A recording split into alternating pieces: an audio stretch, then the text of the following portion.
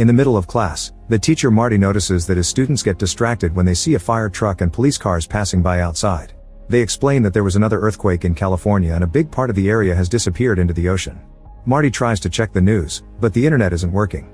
Later Marty is supposed to talk to all his students' parents, but everyone is distracted because the internet is still not working. Marty has physical copies of his students' files, yet it's not enough. The lack of internet is making everyone feel like the end is coming.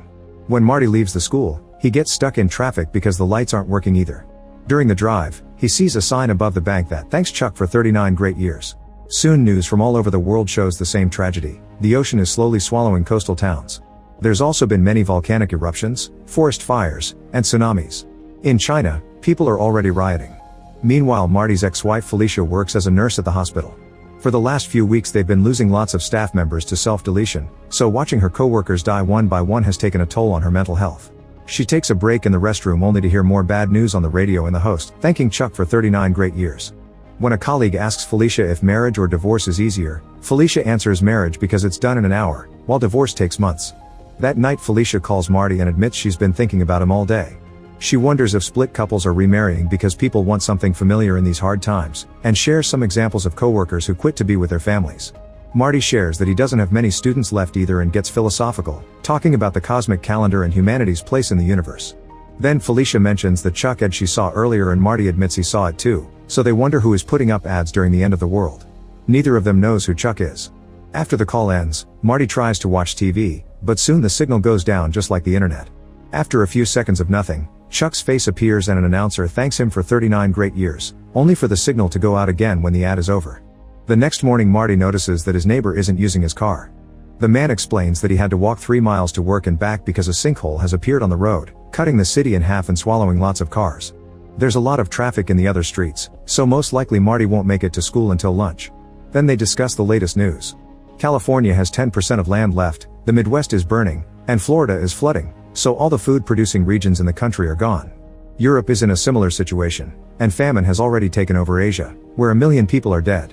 The bubonic plague is back, and only a few bees are left, probably in South America. At that moment Marty sees a lot of neighbors coming home because they couldn't go to work. The sinkhole has swallowed their cars and even their workplaces. Marty talks to a friend of Felicia's who worked at the bank and asks her about the Chuck sign, but she doesn't know what it means either.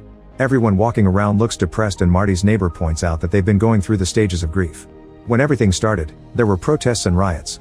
This was followed by lots of self-deletion. But now people have come to terms with it and will just wait for the end. The conversation is interrupted by a plane writing, "Thanks Chuck" in the sky. On her way to work, Felicia notices all the walls covered with dozens of graffiti dedicated to Chuck. She walks all the way to the hospital, only to discover there isn't a single employee left and no patients at all. However, all the monitors are still working and tracking exactly the same heart rate and perfect beeping coordination. The beds are empty, but it's as if all the monitors were connected to the same person.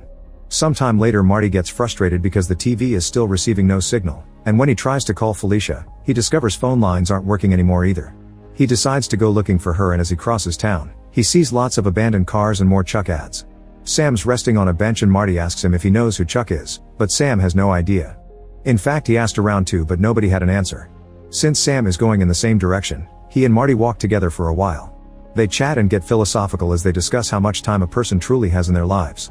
Eventually Sam's arthritis requires him to rest, so he stops at a bench to watch the sunset and Marty continues walking alone.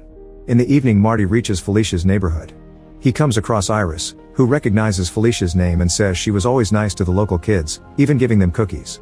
Iris is out there skating because she wants to have a good time before the end.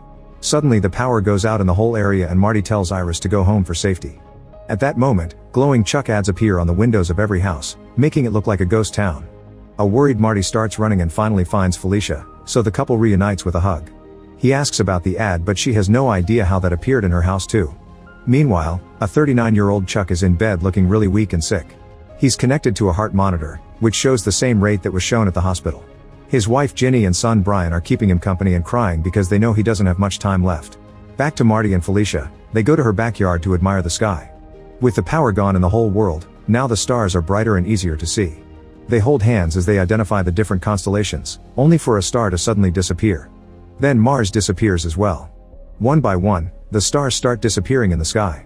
At the same time, Ginny and Brian say goodbye to Chuck as he dies and thank him for 39 great years. Marty tries to tell Felicia that he loves her, but everything goes black when the world ends. 9 months before the end of the world, Taylor works in a record store.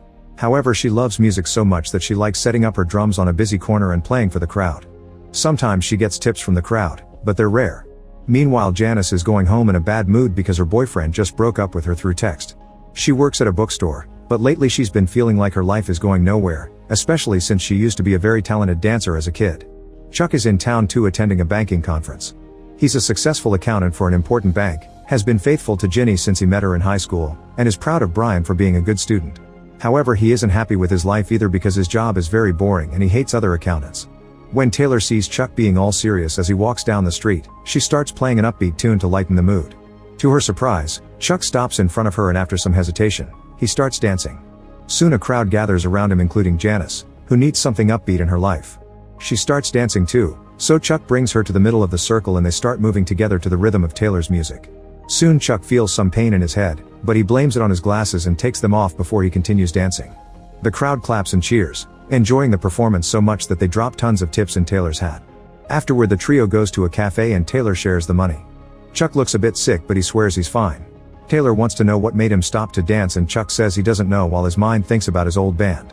When it's time for Taylor to leave, she hugs everyone as she calls them buskers forever. Then Chuck and Janice go on a walk together.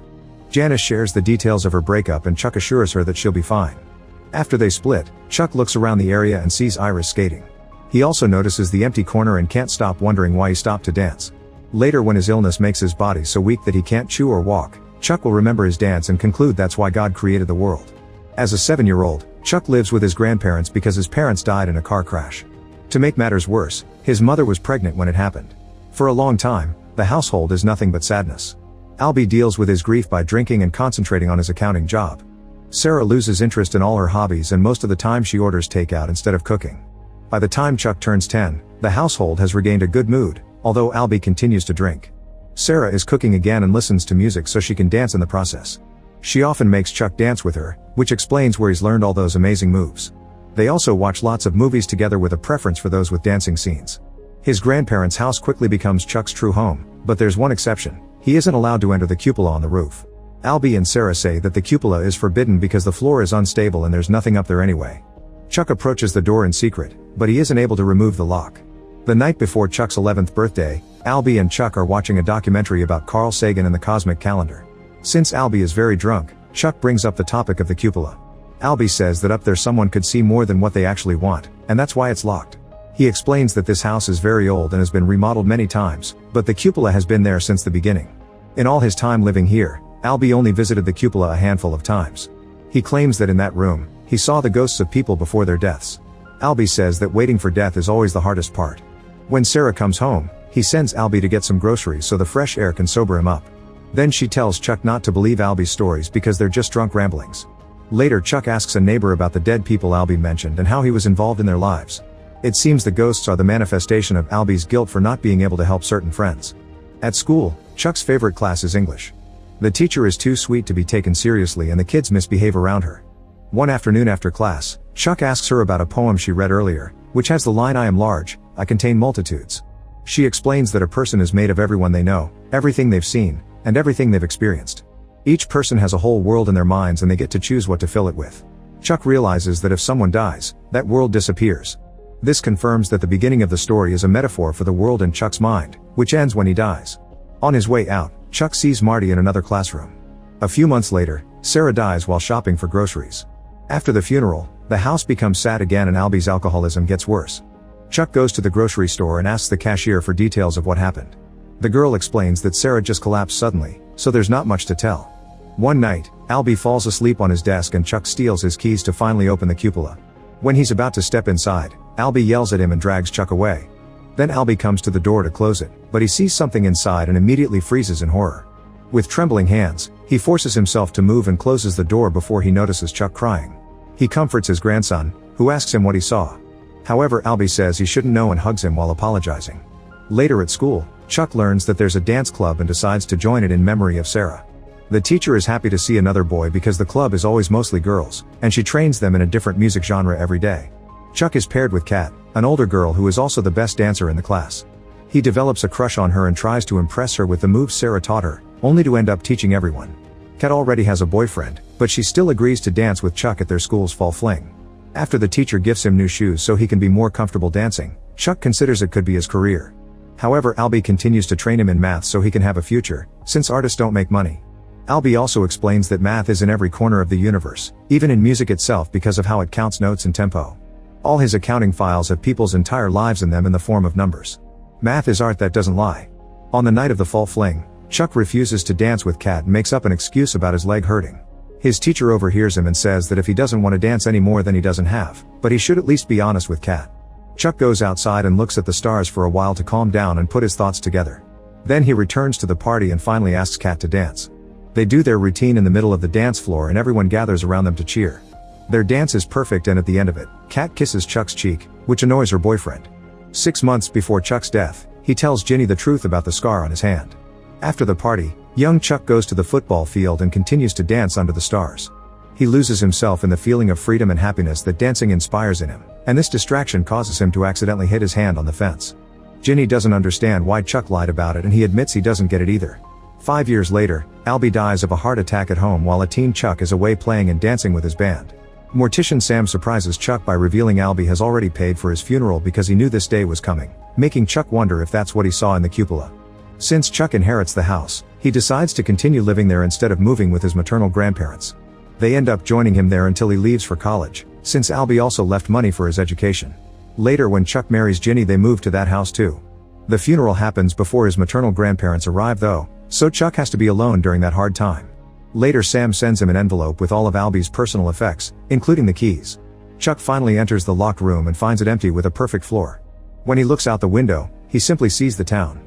Feeling disappointed, Chuck turns around to leave, but at that moment he has a vision of his old self dying in bed. This confirms Albie did see all those neighbors' deaths, but he also saw Sarah's and his own. This is why he thought the waiting was the hardest part. After the vision disappears, Chuck decides he'll continue to live his life to the fullest, refusing to surrender to depression like Albie did. He recites the poem his teacher taught him, reminding himself that he contains multitudes.